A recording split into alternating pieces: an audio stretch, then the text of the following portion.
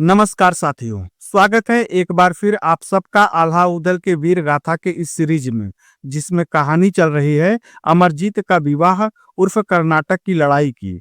जिसमें अब तक आपने जाना कि कैसे अमरजीत कर्नाटक में कैद हुआ और कैसे महोबा के वीरों ने अमरजीत को कर्नाटक की कैद से आजाद किया। अब कहानी में आगे बढ़ें उससे पहले आपसे वही रिक्वेस्ट कि अगर आप इस चैनल पर पहली बार आए हैं तो चैनल को सब्सक्राइब करें, वीडियो को लाइक करें और ज्यादा से ज्यादा शेयर करें। अब आते हैं कहानी पर। कर्नाटक की कैद से मुक्त करा के अमरजीत को सुरक्षित महोबा के शिविर में पहुंचा दिया गया था। उस क्षण पूरे शिविर में प्रसन्नता की लहर दौड़ गई। महोबा के वीरों ने ईश्वर को धन्यवाद दिया। सैनिकों ने राहत की सांस ली और नगाड़ों की थाप में कुछ समय के लिए भय और चिंता दोनों शांत हो गए। फिर अमरजीत को विश्राम दिया गया, उसके घावों पर मरहम लगाया गया और उसे वीरों के बीच सम्मान का स्थान दिया गया। पर यह आनंद अधिक देर तक टिकने वाला नहीं था, क्योंकि सब जानते थे कि युद्ध अभी टला नहीं है। इधर आल्हा ने आगे की रणनीति पर विचार करने के लिए कचहरी लगाने का आदेश दे दिया। विशाल तंबू के भीतर मसाले जलाई गई। चारों ओर महोबा के प्रमुख वीर अपने अपने स्थान पर आकर बैठ चुके थे।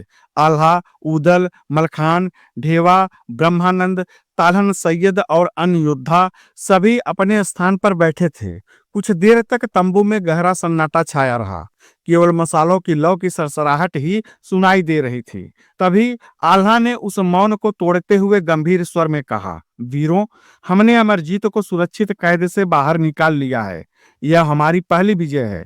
आल्हा की बातों से कचहरी में बैठे वीरों के बीच एक अजीब सी सुगबुगाहट शुरू हो गई, जिसका शोर धीरे धीरे बढ़ने लगा। पर तभी आल्हा ने हाथ उठाकर सबको शांत किया और आगे कहा कि अब प्रश्न यह है कि आगे क्या किया जाए। फिर आल्हा की दृष्टि एक एक कर सभी पर पड़ी और उसकी आवाज अब और गंभीर हो गई थी। आगे उसने कहा कि क्या हम यहीं से वापस महोबा लौट चलें और इस संघर्ष को यहीं समाप्त मान लें, या फिर राजा चंदन को उसकी करनी की उचित सजा दिया जाना चाहिए। यह कहते ही पूरा तंबू फिर से मौन में डूब गया। हर वीर अपने मन में युद्ध और नीति के बीच झूल रहा था, क्योंकि यह केवल एक निर्णय नहीं था, बल्कि यह महोबा के सम्मान, धर्म की मर्यादा और आने वाले इतिहास का प्रश्न था। और उसी मौन में एक महायुद्ध की आहट गूंज रही थी। तभी सभा में छाई गहन चुप्पी को ढेवा ने तोड़ा। ढेवा अपने स्थान से उठे, उनके कंधों पर शस्त्रों का भार और मुख पर अडिग संकल्प था। ढेवा ने आल्हा की ओर देखते हुए कहा, भाई आल्हा, आज जो हुआ वह केवल पहली विजय थी। असली उद्देश्य अभी शेष है। अब सभा में बैठे सभी की दृष्टि उन पर टिक गई। आगे ढेवा ने कहा कि हमें केवल अमरजीत को मुक्त नहीं कराना था, हमें राजकुमारी भानुमति का विवाह भी अमरजीत से करवाना है और राजा चंदन को उसके अधर्म का दंड भी देना है। अब ढेवा की वाणी में कठोरता थी। उसने आगे कहा, अधूरा काम छोड़ देना वीरों की पहचान नहीं होती। फिर ढेवा के बैठते ही उदल उठ खड़े हुए। उनकी दृष्टि स्थिर, पर स्वर में धर्म का भार था। ढेवा ठीक कहते हैं, उदल ने गंभीर स्वर में कहा, हमने भानुमति को वचन दिया है और जो वचन देकर पीछे हट जाए, इतिहास उसे वीर नहीं कायर कहता है। उदल की बातों से सभा में सिहरन दौड़ गई। उदल ने आगे कहा गया है कि जो वचन से डिगे वह मन से गिरे। क्षत्रिय का धर्म तलवार से पहले दिया गया वचन होता है। जिसकी जुबान झूठी हो उसकी तलवार भी कुंद हो जाती है। फिर उदल ने मुट्ठी भींच ली और आगे कहा, शास्त्र कहते हैं कि वचन भंग करने वाला सिर्फ युद्ध में नहीं बल्कि यमलोक में भी हारता है। जो अपने वचन को पूरा न कर सके उसे नरक भोगना पड़ता है। उदल की बातों से अब सभा उबलने लगी। उदल ने अंतिम वाक्य में कहा, यदि वचन तोड़कर लौटे तो लोग कहेंगे कि महोबा की तलवारों में तेज थी, पर उनके हौसले कुंद थे। और फिर सभा में एक साथ कई स्वर गूंज उठे, नहीं, वचन निभाया जाएगा और भानुमति का विवाह होकर रहेगा। हर वीर की आंखों में अग्नि थी, सबके हाथ अपनी तलवार पर कस चुकी थी। उदल के चेहरे पर शांति थी, पर नेत्रों में ज्वाला धधक रही थी। उसने सभा की ओर दृष्टि घुमाई और भारी और गूंजती आवाज में कहा, आज यदि हम लौट गए तो आने वाली पीढ़ियां कहेंगी कि महोबा के वीरों ने अपने अपमान पर मौन का चादर ओढ़ लिया था। अमरजीत मेरा पुत्र है, पर वह केवल मेरा नहीं, वह महोबा की आन और महोबा का भविष्य है। उसके सम्मान से महोबा के हर वीर का, हर महोबा वासी का और सभी महोबा के बच्चों तक का सम्मान जुड़ा है। उदल ने मुट्ठी भींच ली और आगे कहा, राजा चंदन ने उसे छल से कैद किया, धर्म को लांछित किया और एक नारी के सम्मान को भी संकट में डाला। उदल की वाणी अब और तीव्र हो गई। यदि आज हम युद्ध से पीछे हटे तो कल हर राजा महोबा के वीरों को ऐसे ही छल से बांधने का साहस करेगा। अब कई वीरों की तलवारें म्यान से आधी निकल चुकी थी। फिर उदल ने गर्जना करते हुए कहा कि मैं यह नहीं कहता कि युद्ध का निर्णय क्रोध में लिया जाए, पर यह युद्ध अब धर्म बन चुका है। फिर उसने आल्हा की ओर देख कर कहा, भैया आल्हा, या तो राजा चंदन भानुमति का विवाह अमरजीत से स्वीकार करे और अपने अपराध का प्रायश्चित करे, या फिर कर्नाटक का किला महोबा के पराक्रम और शौर्य की गाथा बनेगा। और फिर उदल ने अंतिम वाक्य में कहा, यदि युद्ध होगा तो मैं सबसे आगे रहूंगा और यदि बलिदान देना पड़े तो मेरा शीश सबसे पहले गिरेगा, पर महोबा का मस्तक कभी नहीं झुकेगा। फिर सभा में क्षण भर का सन्नाटा पसर गया और कुछ समय बाद ही पूरा तंबू रणघोष से गूंज उठा। और तभी सिरसा का सूरवीर और प्रलयंकारी योद्धा मलखान अपने स्थान से उठ खड़े हुए। उनकी आंखों में ज्वाला थी। हाथ म्यान की ओर बढ़ा और छन्न की आवाज के साथ तलवार म्यान से बाहर आ गई। मलखान ने ऊंचे स्वर में कहा, उदल और ढेवा ने जो कहा वही महोबा की आत्मा की आवाज है। उन्होंने तलवार आकाश की ओर उठाई और लगभग गुर्राते हुए कहा, अब हम महोबा तभी लौटेंगे जब कर्नाटक का किला धूल में मिल जाएगा। उनकी हुंकार के साथ ही दरबार में जैसे आग लग गई। छन छन की आवाज हुई और एक एक कर सभी सूरवीरों ने अपनी तलवारें खींच ली। लोहे की खनखनाहट से पूरी कचहरी गूंज उठी। किसी की आंखों में भय नहीं था, केवल युद्ध की ललक थी। और तभी एक स्वर में गर्जना हुई, जय महोबा, जय आल्हा, जय उदल की। मलखान की हुंकार अब पूरी सेना की हुंकार बन चुकी थी। और फिर महोबा के महाबली वीर आल्हा उठ खड़े हुए और गंभीर स्वर में घोषणा की, जब सभा का मत है तो महोबा अपने वचन से पीछे नहीं हटेगा। अब यह युद्ध केवल विजय का नहीं, धर्म, वचन और नारी सम्मान का युद्ध है। आल्हा का आदेश मिलते ही नगाड़े फिर से बज उठे। रणघोष आकाश चीरने लगा। नगाड़े बज उठे, शंखनाद हुआ और उसी क्षण कर्नाटक के किले पर अंतिम युद्ध का भाग्य लिख दिया गया। तभी आल्हा आगे बढ़े। अब उनका स्वर शांत था, पर उसमें वज्र की शक्ति थी। उसने कहा, जब निर्णय हो चुका है तो देर किस बात की। उन्होंने एक बार फिर सभा पर दृष्टि दौड़ाई और कहा, सेना को तैयार करो और कर्नाटक को उसकी औकात बता दो। आदेश मिलते ही सभा रणभूमि में बदल गई। रणभूमि की तैयारी शुरू हो गई। नगाड़े बज उठे, शंखनाद गूंजने लगा, घोड़ों पर काठी कसी जाने लगी, हाथियों के माथे पर कवच चढ़े, धनुर्धर तर्कस भरने लगे, भाले और गदाएं चमक उठे। महोबा की सेना में एक बार फिर से युद्ध का शंखनाद हो चुका था। और अब यह युद्ध केवल किले के लिए नहीं था, बल्कि यह युद्ध था वचन, प्रेम और सम्मान की रक्षा का। आल्हा के आदेश के साथ ही कर्नाटक की धरती कांप उठी। नगाड़ों पर ऐसी चोट पड़ी कि चारों दिशाएं थर्रा गई, मानो देवताओं को भी युद्ध का निमंत्रण दिया जा रहा हो। सबसे आगे बढ़े पैदल सैनिक, लोहे की जालीदार बख्तरबंद पहने, छाती पर कवच, सिर पर लोहे के टोप, हाथों में चमचमाती तलवारें, किसी की कमर में कटार, किसी के कंधे पर भाला तो किसी की पीठ पर ढाल जिस पर महोबा का चिन्ह अंकित था। भालाधारी अपनी लंबी लंबी फौलादी भालों को धरती पर टेक कर खड़े थे। उनकी नोक पर बैठी धूप ऐसी लग रही थी जैसे अग्नि जल रही हो। सबसे पीछे खड़े थे धनुर्धर, तरकस तीरों से भरे, धनुष की डोरी खींचकर जो टन टन की आवाज कर रही थी। हर तीर ऐसा प्रतीत होता था मानो मृत्यु को पंख मिल गए हो। फिर आगे आए घुड़सवार सैनिक, जिनके घोड़ों की टापों से धरती थर्रा रही थी। घोड़ों के माथे पर लोहे का कवच, गर्दन पर रंगीन सजावट और सवारों के हाथों में लंबी तलवारें और गदा। घोड़े हिनहिनाते हुए मानो स्वयं युद्ध की मांग कर रहे हो। सबसे पीछे रणभेरी के साथ आगे बढ़े युद्धी हाथी। मस्तक पर भारी कवच, दांतों पर लोहे की परत चढ़ी हुई थी। पीठ पर लकड़ी का हौदा जिसमें धनुर्धर और भालाधारी सवार थे। हाथियों की चिक्गाड़ से आकाश फटने लगा। ढोल नगाड़े रणभेरी हर वाद्य युद्ध की घोषणा कर रहा था। हर सैनिक की आंखों में मृत्यु का भय नहीं, केवल विजय की लालसा थी। यह सेना नहीं थी, बल्कि यह चलता फिरता युद्ध का ज्वार नजर आ रहा था। महोबा की तलवारें अब म्यान में नहीं रहना चाहती थी। इधर कर्नाटक की दीवारें अब भी अनजान थी कि उनके विनाश का समय निकट आ चुका है। महोबा की सेना अब पूरी तरह रणसज्जित थी। नगाड़ों की गूंज के साथ जैसे ही सेनापति आल्हा ने कूच का संकेत दिया, हजारों कदम एक साथ उठे। धरती कांप उठी। घोड़े हिनहिनाए, हाथी चिघाड़े और तलवारों की चमक सूरज की आंखों में चुभने लगी। महोबा की सेना भयंकर गर्जना के साथ कर्नाटक की ओर बढ़ चली। जब सेना कर्नाटक से 3 कोस की दूरी पर पहुंची, तब आल्हा ने संकेत किया और सेना वहीं ठहर गई।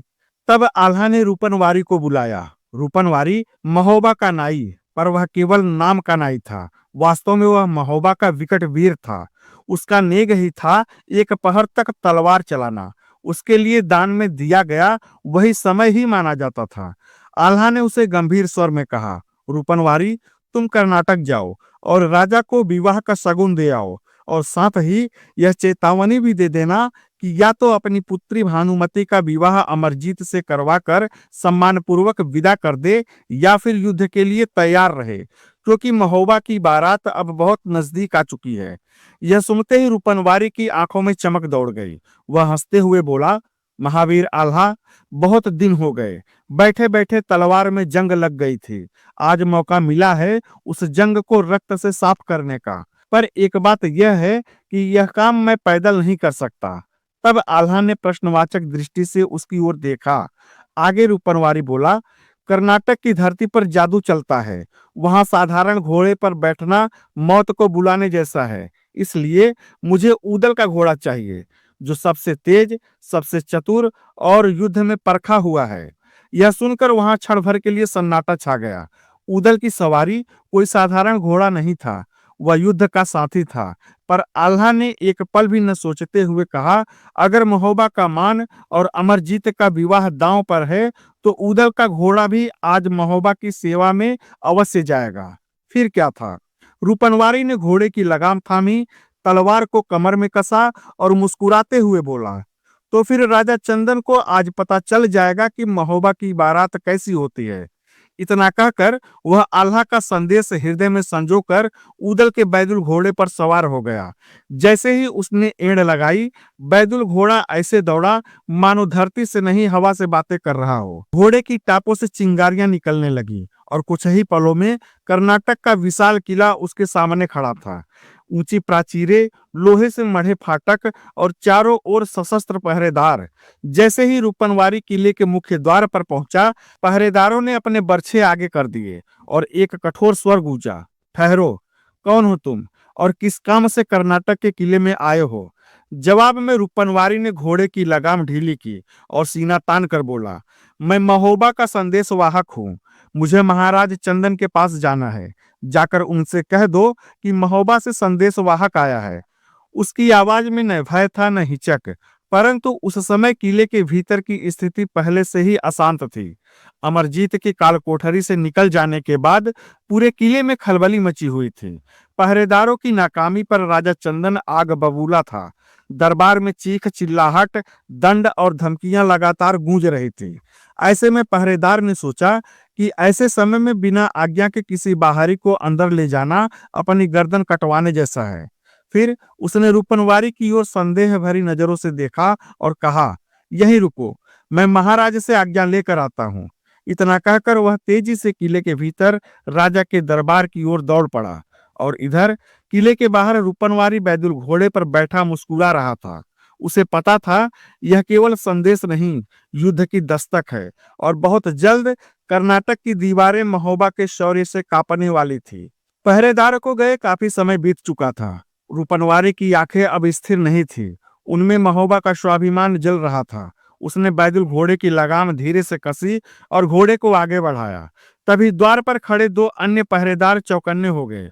वे दोनों एक साथ आगे बढ़े और ऊंची आवाज में बोले, रुको, बिना आज्ञा एक कदम भी आगे नहीं।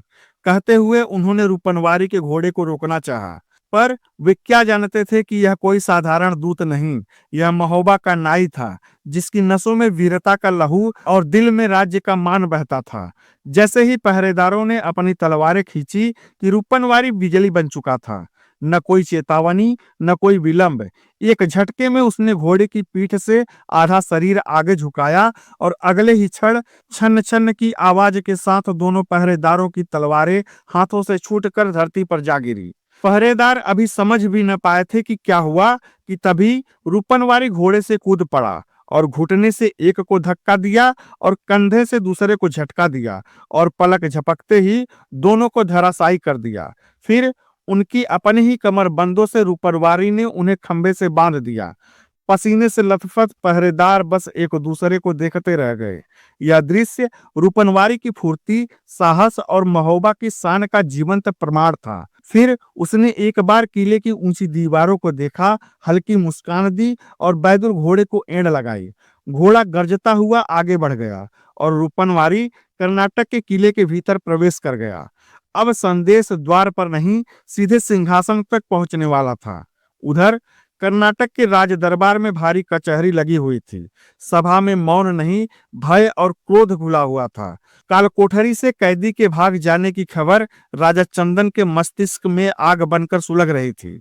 दरबार में सेनापति, मंत्री और पहरेदार सिर झुकाए खड़े थे। उस समय राजा चंदन का स्वर गूंज उठा, यह कैसी सुरक्षा है? जिस राज्य की कालकोठरी टूट जाए, उस राज्य का सिंहासन किस काम का? राजा चंदन का हर शब्द तलवार की तरह चल रहा था। तभी दरबार के द्वार खुले और एक पहरेदार हड़बड़ाता हुआ अंदर आया। उसने राजा चंदन के चरणों में दंडवत प्रणाम किया। राजा चंदन ने कड़ी दृष्टि से उसकी ओर देखा और गरज कर पूछा, क्या बात है? अब कौन सी नई नाकामी की सूचना लेकर आए हो? फिर पहरेदार ने कांपते स्वर में कहा, महाराज, महोबा से एक संदेशवाहक आया है। वह आपसे भेंट करना चाहता है। महोबा, यह नाम सुनते ही राजा चंदन की आंखें लाल हो गई। वह सिंहासन से आधा उठ खड़ा हुआ और दहाड़ा, मूर्ख, तुम उसे लेकर आए क्यों नहीं? अगर वह सरलता से न आता तो उसका सिर काट कर यहाँ लाना चाहिए था। जाओ, अभी के अभी उसे लेकर आओ। बेचारा पहरेदार आज्ञा पाकर मुड़ा ही था कि तभी दरबार के द्वार से एक तेज कदमों की आहट आई और सबकी निगाहें उधर ही मुड़ गई। वह कोई और नहीं, रूपनवारी था। केसरिया साफा, तेजस्वी चेहरा, कमर में तलवार, वह बिना किसी भय के सीधा दरबार में प्रवेश कर चुका था। पहरेदार आंखें फाड़े उसे देखता रह गया, पर रूपनवारी रुका नहीं और न ही झिझका। वह दरबार के बीचों बीच आकर खड़ा हो गया और सिंहासन की ओर देखा। फिर महोबा की मर्यादा के साथ हाथ जोड़कर बोला कि महाराज चंदन को महोबा की ओर से संदेश है। संदेशवाहक की बात सुनकर दरबार में सन्नाटा छा गया, परंतु दरबार के बीचों बीच खड़ा रूपनवारी एक क्षण भी नहीं डगमगाया। उसकी आवाज स्पष्ट थी, ऊंची थी और गर्व से भरी हुई थी। उसने कहा, महाराज, मैं महोबा का संदेशवाहक हूँ और महोबा का संदेश आपके लिए लेकर आया हूँ। फिर कुछ देर की शांति के बाद उसने आगे कहा कि महोबा के वीर अपनी पूरी सेना के साथ कर्नाटक की धरती पर पहुंच चुके हैं। इतना सुनते ही दरबार में फुसफुसाहट दौड़ गई, पर रूपनवारी रुका नहीं। उसने सीधे सिंहासन की ओर देखते हुए आगे कहा कि महोबा के सेनापति आल्हा ने आपके लिए स्पष्ट संदेश भेजा है कि या तो अपनी पुत्री राजकुमारी भानुमति का विवाह ऊदल के पुत्र अमरजीत से सम्मान पूर्वक करवाकर डोला विदा कीजिए, या फिर युद्ध के लिए तैयार हो जाइए। और अब उसकी बाणी और भी कठोर हो गई। उसने आगे कहा कि जिस प्रकार अमरजीत को कर्नाटक की कालकोठरी से सुरक्षित बाहर निकाल लिया गया, उसी प्रकार महोबा की सेना इस किले को खोदकर तालाब बना देगी। यदि आप कर्नाटक को महोबा के प्रकोप से बचाना चाहते हैं तो पूरे सम्मान के साथ राजकुमारी भानुमति का विवाह अमरजीत से करवा दीजिए। संदेश समाप्त होते ही दरबार में मौन छा गया। एक क्षण को ऐसा लगा मानो समय थम सा गया हो। फिर राजा चंदन क्रोध से कांप उठा। उसकी आंखें लाल हो गई, मुट्ठियां भींच गई और वह सिंहासन से खड़ा होकर गरजा, तू संदेशवाहक है, यह मैं जानता हूं, पर तेरा संदेश कहने का ढंग दुस्साहस से भरा हुआ है। ऐसा लगता है तू संदेश नहीं, युद्ध की चुनौती देने आया है। फिर दहाड़ते हुए बोला, जो कोई मेरे सामने मुझे चुनौती दे वह जीवित नहीं बचता। इतना कहते ही राजा चंदन ने हाथ उठाकर अपने सैनिकों को आदेश दिया कि पकड़ लो इसे। आदेश मिलते ही कचहरी में खड़े सशस्त्र सैनिक गर्जना करते हुए रूपनवारी पर टूट पड़े। दरबार में तलवारें चमक उठी, बरछे आगे बढ़े, पर वे भूल गए थे कि यह कोई साधारण दूत नहीं, बल्कि यह महोबा का रूपनवारी था, जो कि एक महान योद्धा था और अब दरबार की धरती वीरता की अग्नि देखने वाली थी। जैसे ही राजा चंदन का आदेश गूंजा, पकड़ लो इसे, उसी क्षण रूपनवारी की आंखों में अग्नि भड़क उठी। उसने कमर से अपनी तलवार खींच ली। दरबार में लोहे की यह खटकने की आवाज महोबा की चुनौती थी। फिर रूपनवारी ने सिंहासन की ओर देखकर अंतिम चेतावनी दी, महाराज चंदन, जो संदेश मैंने दिया है उस पर सोच विचार कर लेना। और हाँ, आपका धन्यवाद, आपने बिना मांगे मेरा नेग पूरा कर दिया। महाराज चंदन, मेरा नेग ही है एक पहर तक तलवार चलाना। मुझे पूरा विश्वास है कि आपके सैनिक मुझे पकड़ नहीं सकते। इतना कहकर रूपनवारी बिजली बन गया। पहला सैनिक आगे बढ़ा और तभी रूपनवारी की तलवार घूमी और धड़ाम की आवाज के साथ उस सैनिक की ढाल दूर जा गिरी और सिपाही धरती पर। दूसरा बढ़ा, फिर एक झटका, फिर एक वार और रास्ता साफ। दरबार में हाहाकार मच गया। सैनिक चारों ओर से टूट पड़े, पर रूपनवारी जहां वार करता वहीं राह बनती गई। वह लड़ता भिड़ता दुश्मनों को काटता हुआ दरबार के बाहर निकल आया। अब युद्ध किले के आंगन में था। रूपनवारी ने दौड़ते हुए अपने बैदुल घोड़े की ओर छलांग लगाई और घोड़े पर सवार होते ही मानो कर्नाटक के किले में तूफान उतर आया हो। तलवार घोड़े की गर्दन के ऊपर से चमकती और नीचे गिरती। कर्नाटक के सैनिक संभल भी न पाते कि धराशायी हो जाते। घोड़े की टापों से धरती कांप रही थी।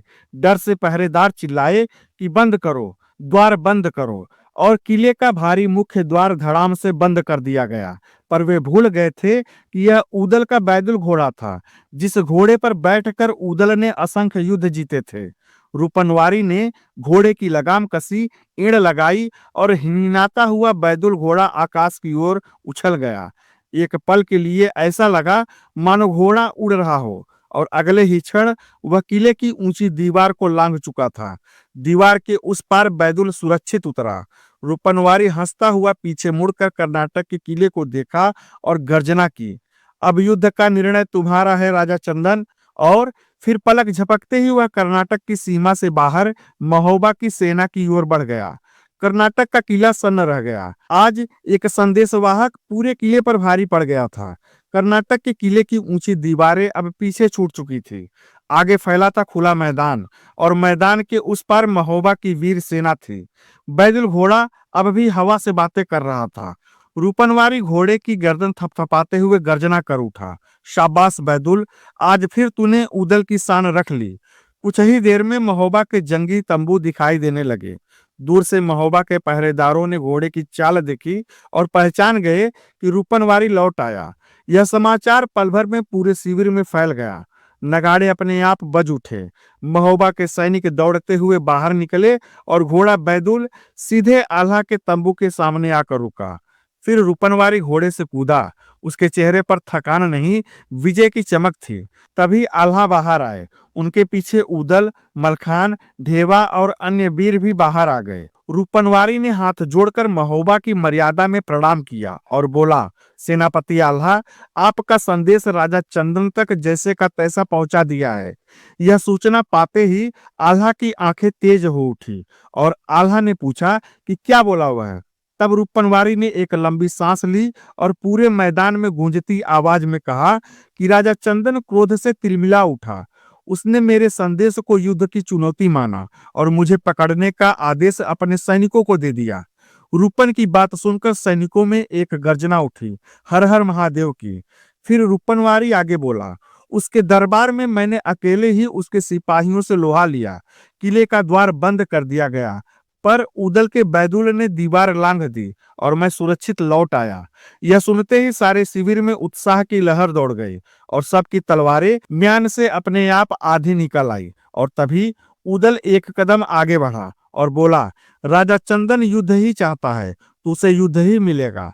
तभी आल्हा ने आकाश की ओर देखकर कहा कि महोबा के वीरों, आज रूपनवारी ने जो कर दिखाया है वह संकेत है इस बात का कि कल कर्नाटक की धरती पर महोबा का परचम लहराएगा। और फिर चारों ओर से एक ही स्वर में नाद गूंजा, हर हर महादेव और जय आल्हा उदल की।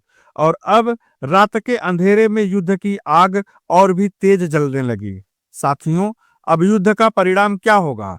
क्या भानुमति और अमरजीत का विवाह हो पाएगा? ऐसे ही तमाम सवालों के जवाब जानने के लिए हमारे साथ बने रहें। हमारे चैनल हिंदीवादी ज्ञान को सब्सक्राइब करें, वीडियो को लाइक करें और ज्यादा से ज्यादा शेयर करें। पीछे की कहानी जानने के लिए प्लेलिस्ट अवश्य देखें। धन्यवाद।